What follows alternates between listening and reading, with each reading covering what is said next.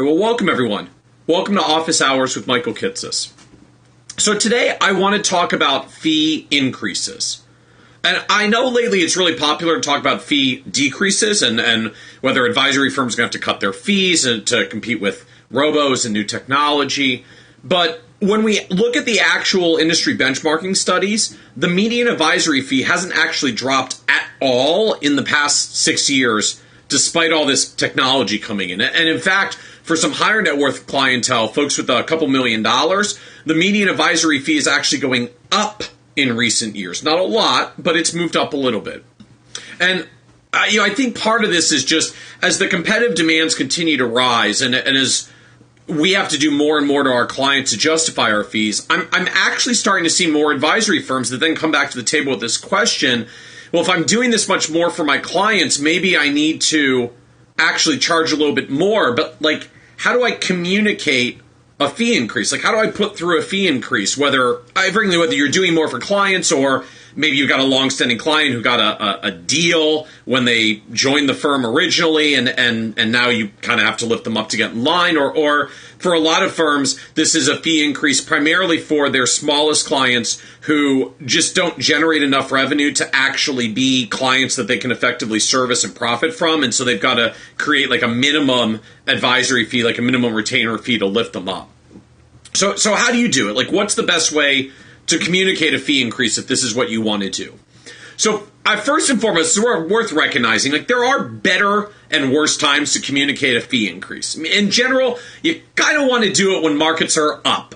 Income is up, net worth is up. Basically, when times are good and people are feeling good about their money. Because if times are bad and the client's feeling very cash flow constrained, obviously this isn't as likely to go well. Not only because most people rationally want to cut expenses when times are bad, but also because there's a behavioral finance phenomenon called the bottom dollar effect that consumers tend to cut they disproportionately apply blame to the last flexible dollar in their financial woes. And so even if there's a lot of bad stuff happening in their financial lives, if you put your fee at the center of the conversation when they're feeling financially constrained, you draw attention to it. It's the exact time that they want to do some cutting, and this isn't going to go very well.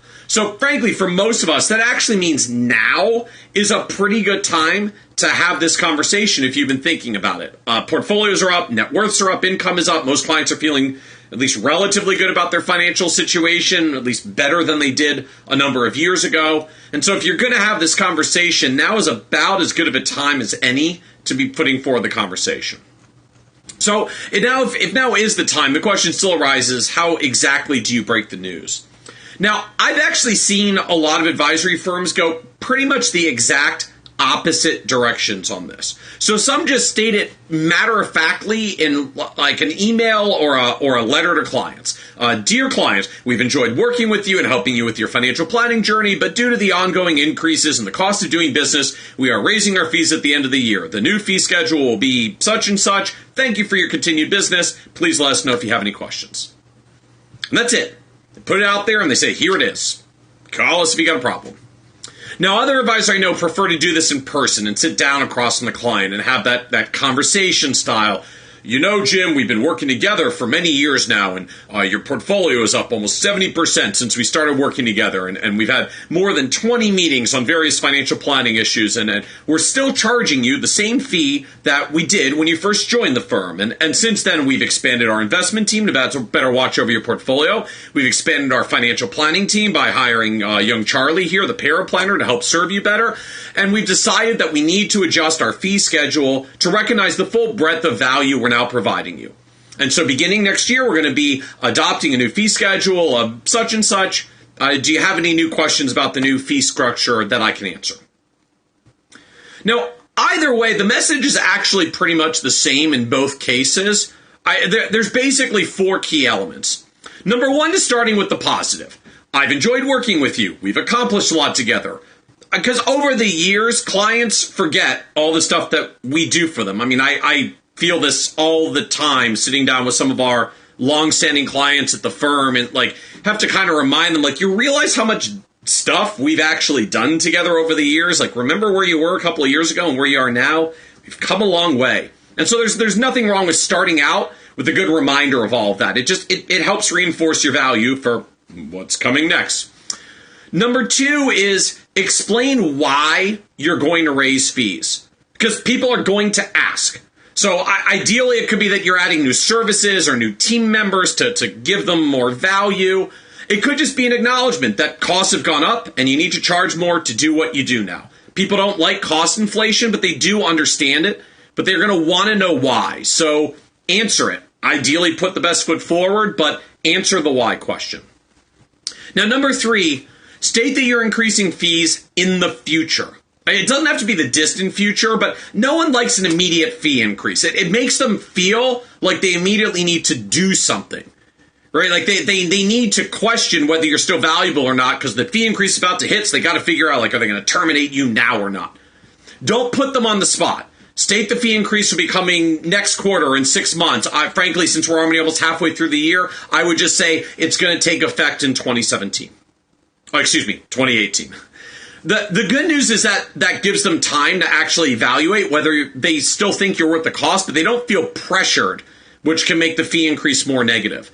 Now, the better news actually is psychologically, not only does it not stress them as much when the fee increases in the future, but literally our brains, you discount future costs more dramatically, like they feel less scary, which basically means you can use behavioral finance to your benefit. A fee increase now is money out of my pocket now. A fee increase later is like, I got to deal with it later. And you know what happens when later comes? They're still working with you. They enjoy working with you. It's too much of a pain to fire you because you give them good value on an ongoing basis. And they stick right through the fee increase. And then number 4 is state the new fee. Don't beat around the bush. If it's a new retainer fee, the new fee is this many dollars. If it's a new fee schedule, here's the new AUM fee schedule. If you act embarrassed, like you're not comfortable with the new fee or you're not sure the client will accept it, they probably won't. Because if they can tell you're wavering, they're going to press you on it. I mean, after all, even if you really are worth it, no one likes paying more. So if you make it clear or even imply that maybe they don't really have to pay the fee increase because you might not really be pushing it through, guess what? They're going to push back on it, and you'll create more of a problem for yourself. And I think that last point bears repeating. You know, if you don't act confident in your own value and that the fee increase is worth it, your clients aren't likely to think you're worth it either. In other words, the single greatest driver of a successful fee increase that I see for most advisory firms isn't even actually literally about the value to the client. It's about you. It's about your confidence in your value.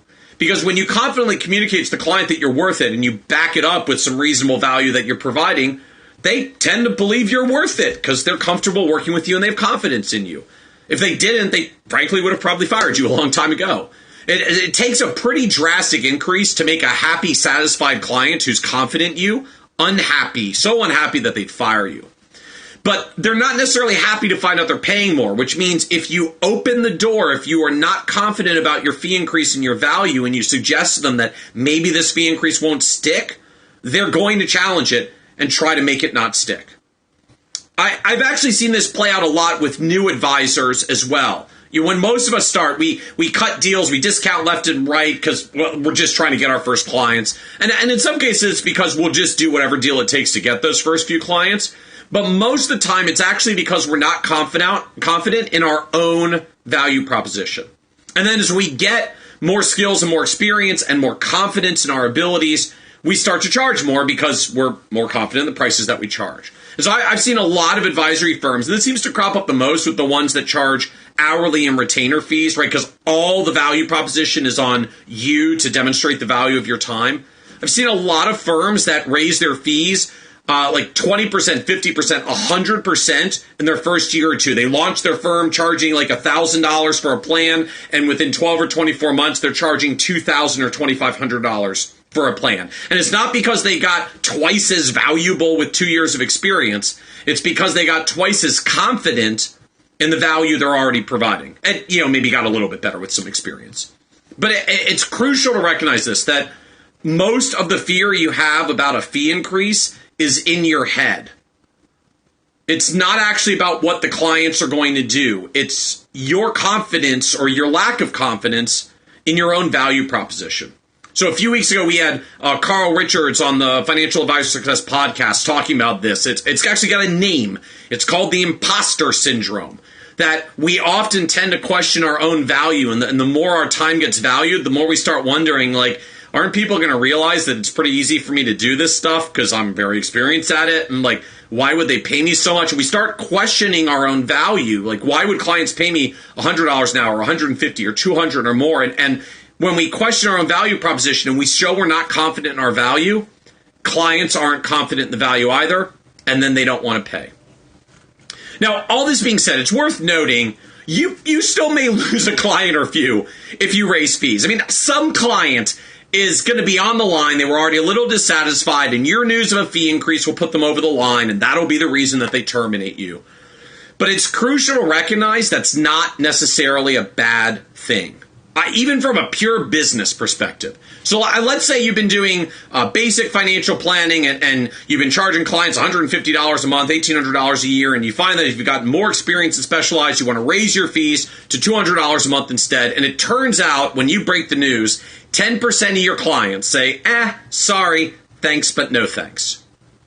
Now, for most advisors, losing 10% of your clients all at once would be pretty traumatic. But you know what happens when you raise your fees from $150 a month to $200 a month? That's a 33% increase in fees. Now, I probably wouldn't frame it that way. I'd just say we're increasing by $50 a month. But that's a 33% increase in fees. So you know what happens when you increase fees by 33% and then you lose 10% of your clients? Your revenue is still up over 20%. It's still up. You made more in higher fees than you lost in clients. And you know what the better news is? Your revenue is up by 20%, and you don't have to do as much work because you just got rid of 10% of your clients who don't value what you do. You raise your fees, lost some clients, make more money doing less work. Now, I'm sure a few of you are thinking, like, geez, are you just trying to rip off clients by taking more money for doing less work? But again, this is the imposter syndrome.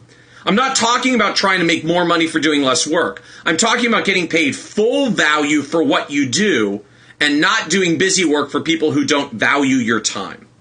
Because if you're worth it, if you're really worth it, and you believe and know and confident that you're worth it, why on earth would you keep working with clients who don't value what you do and won't pay you what you're worth? And so the bottom line simply is this. If you've been wondering or thinking about a fee increase and are really concerned about the impact the fee increase would have, stop for a moment and ask, is the risk really that clients won't value what you do? Or is the risk that you don't value what you do enough to believe and have confidence that you're worth the new fee? Because while it's important to frame the fee increase well, reinforce your value first, explain why you're raising the fees, communicate in advance, be clear about the pricing, in most cases, the blocking point isn't really the value in the fee increase.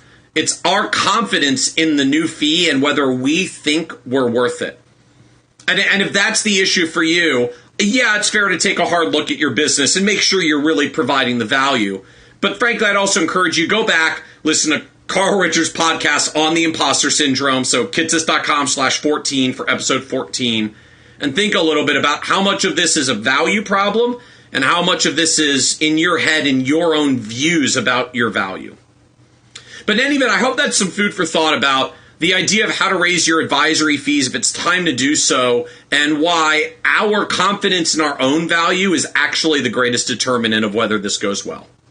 So this is Office Hours with Michael Kitces. Normally 1 p.m. East Coast time on Tuesdays. Obviously, we're running a little bit late today, but thanks for joining us, and have a great day, everyone.